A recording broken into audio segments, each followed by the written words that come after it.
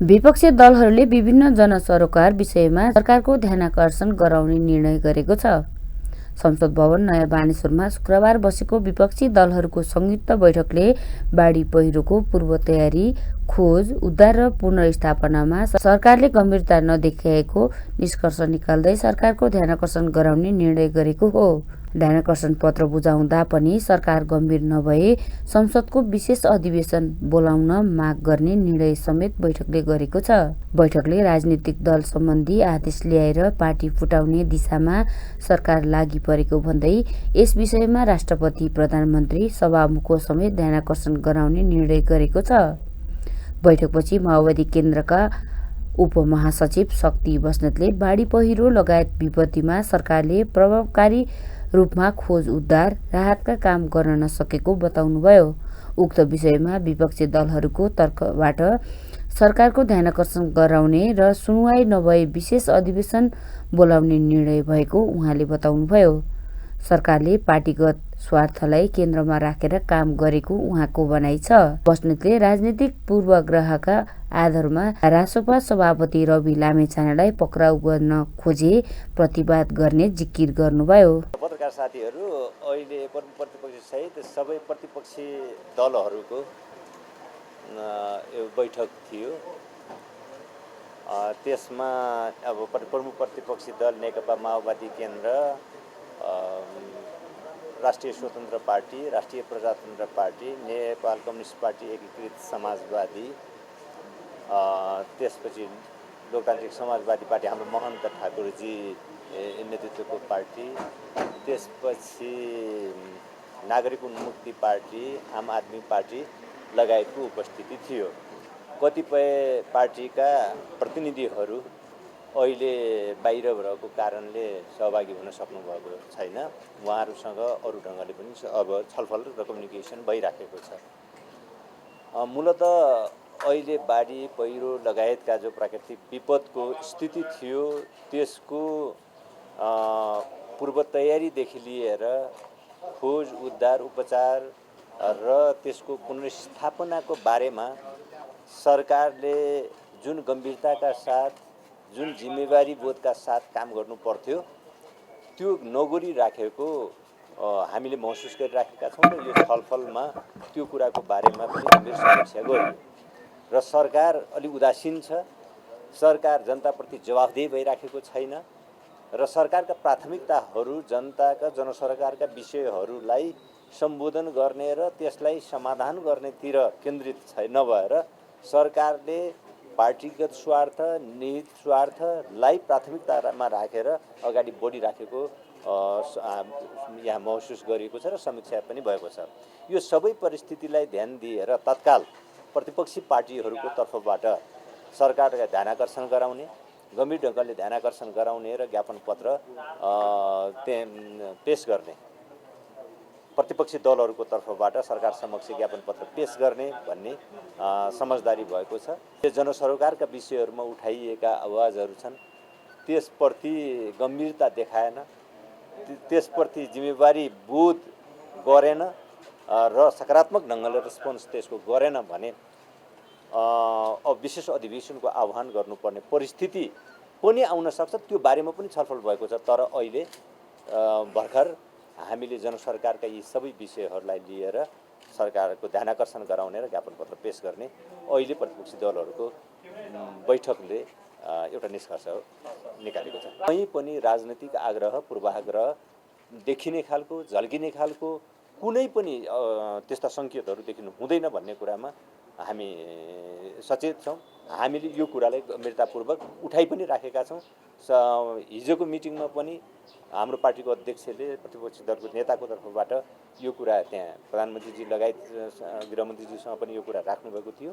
आज पनि सबै पार्टीहरूको त्यही प्रकारको धारणा रहेको छ। त्यस्तै नेकपा एकीकृत समाजवादीका नेता राजेन्द्र पाण्डेले वर्तमान सरकार पूर्ण रूपमा असफल भएको भन्दै विभिन्न विषयमा सरकारको ध्यानाकर्षण गराउन ज्ञापन पत्र दिने निष्कर्ष निकालिएको जानकारी दिनुभयो। उहाँले सरकारले आदेश ल्याएर विभिन्न पार्टीहरूलाई फुटाउने नियत राखेको भन्दै सजगताका साथ अघि बढ्ने धारणा राख्नुभयो। केही दिन अगाडि भएको जुन अविरल वर्षा, त्यो वर्षाको बारेमा त मौसम तथा जलवायु विज्ञान विभागले पहिल्यै फोरकास्ट गरिसकेका थियो। सरकारलाई उर्दी जानकारी पनि दिइसकेका थियो, जनतालाई पनि दिएको थियो। त्यसको बारेमा आवश्यक तयारी गर्नुपर्ने थियो सरकारले।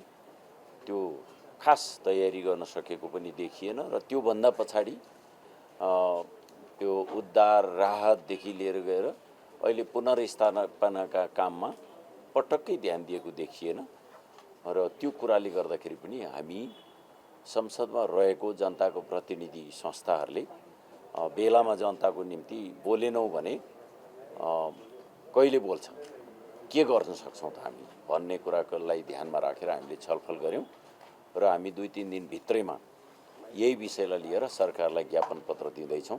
होइन, अब त्यस्तो एउटा कुरा त ओलीजीले बेला बेलामा प्रधानमन्त्रीले बोल्या पनि सुनिन्छ, 2टा पार्टी मात्रै रहनुपर्छ भन्ने टाइपको कुरा बोल्या सुनिन्छ। अब हामीले 601 जनाले संविधान सभाबाट संविधान जारी गर्दा हामी 2 पार्टी सिस्टमको संविधान र 2 पार्टी सिस्टमको राज्य व्यवस्था बनाउन खोजेका थिएनौँ र त्यत्रो जनताको म्यान्डेटबाट बनेको संविधानको विरुद्धमा त्यसलाई बर्खिलाफ गर्ने गरी जुन खालको क्रियाकलाप गर्न कोसिस भइरहेछ, अध्यादेश ल्याएर साना पार्टीहरूलाई कमजोर बनाउने, टुक्र्याउने आदि खालको जे भूमिका हुन खोज्दैछ भन्ने चर्चामा छ। त्यस्ता कुराको पनि हामी विरोध गर्छौँ र त्यो बारेमा पनि हामी प्रधानमन्त्रीलाई तपाईँको यस्तो क्रियाकलाप भयो भने हामी सहँदैनौँ भन्ने खालको कुरा जानकारी गराउँछौँ। पक्राउ पूर्जी जारी गर्ने, पक्राउने आदि खालको कुरा त्यो त अब अदालतले विभिन्न निकायहरूले के भनेका छन् त्यसमा भर पर्ने कुरा हो र हामी गल्ती गर्नेलाई कारबाही गर्ने कुरामा सरकारले गरेको कुरामा हाम्रो विरोध हुँदैन, तर गल्ती नगरिकन गल्ती गरेकै हो भनेर त्यस्तो खालको गतिविधि गरेर पार्टीहरूको बिचमा समस्या सिर्जना गर्ने काम गरियो भने त्यो कुरा पनि राम्रो हुँदैन। त्यस्तै रासोपा नेता विराज भक्त श्रेष्ठले राज्यको दुरुपयोग गरेर सभापतिलाई पक्राउ गर्न खोजे प्रतिवाद गर्ने बताउनुभयो। यद्यपि सहकारी प्रकरणमा सघाउन सभापति तयार नै रहेको बताउनुभयो। बैठकले सरकारलाई विभिन्न विषयमा ध्यानाकर्षण गराउनका लागि कार्यदल समेत गठन गरिएको जानकारी दिनुभयो। उहाँले सबै विषयमा ध्यानाकर्षण गराउँदा पनि विपक्षी दललाई पेल्ने काम भए विशेष अधिवेशन आह्वानका लागि अघि बढ्ने उल्लेख गर्नुभयो। मैले भने हाम्रो सभापतिज्यू त विधिवत हिसाबमा त्यो चिज छानबिनमा सहयोग गर्न तयारै छ त भने के हैन, खालि अलिकति राज्यको दुरुपयोग गरेर त्यो भनौँ न प्रशासनलाई दबाब दिएर नगरोस् भन्ने कुरामा त स्पष्ट नै हो। त्यो होइन। अब आज हाम्रो त्यहाँ सल्लाह अनुसार हाम्रो कार्यदल बनाएको छ। हाम्रो तर्फबाट मान्य शिशिर खनाल हुनुहुन्छ, उताबाट हाम्रो मान्य राजेन्द्र पाण्डे, त्यसपछि आएर नेकपा माओवादी केन्द्रबाट हाम्रो शक्ति बस्नेजी हुनुहुन्छ। उहाँहरूको कार्यदलले चाहिँ यसलाई एउटा औपचारिक हिसाबले अगाडि बढ्ने हाम्रो त्यहाँ सहमति भएर उहाँहरूले काम पनि सुरु गरिसक्नु भएको छ। सो यो 2टा चिजमा चाहिँ अब हामीले पहिला ध्यान आकर्षण गर्ने, पहिला सरकारको पनि गर्ने, राष्ट्रपतिको पनि गर्ने, सभामुखको पनि गर्ने। तर अब त्यसमा पनि उहाँहरूले त्यो पहिला जस्तै अलिकति अधिनायकवादबाट त्यो राज्य दुरुपयोग गरेर पेल्ने नै जस्तो भयो भने चाहिँ हामीले अलिक गम्भीर तरिकाले चाहिँ विशेष अधिवेशनको माग गर्ने। विशेष अधिवेशन तत्काल किन नगर्ने भन्ने त्यहाँ सल्लाह भन्दा राज्यको व्यवहारहरू बढ्ने र चाडबाडको बेला भएकोले गर्दा कन्सिडर चाहिँ हामीले गरेका छौँ। त्यसले गर्दा एउटा एकदम राम्रो सुसंस्कृत तरिकाको राजनीतिक अभ्यास भएको छ, जुन पहल योपालि रासोपाले गरे तापनि प्रमुख प्रतिपक्ष दल पनि जिम्मेवार भएर चाहिँ यसलाई आज सबैलाई बैठक बोलाएको छ। सो यो नै कुरा हो। सो अहिलेको प्रश्न अनुसार चाहिँ अब सभापतिजीको यसले गर्दाखेरि यो भएको हो भन्नेमा मात्रै सीमित। रासोपा नेता शिशिर खनालले विपक्षी दलले बनाएको कार्यदलले आगामी कार्तिक 5 गते सरकारको ध्यानाकर्षण गरेर त्यसपछि विपक्षी दलबीच समन्वयनको काम गर्ने जानकारी दिनुभयो। कार्यदलमा माओवादी केन्द्रका शक्ति बस्नेत, नेकपा एकीकृत समाजवादीका राजेन्द्र पाण्डे, रासोपाका शिशिर खनाल रहनु भएको छ।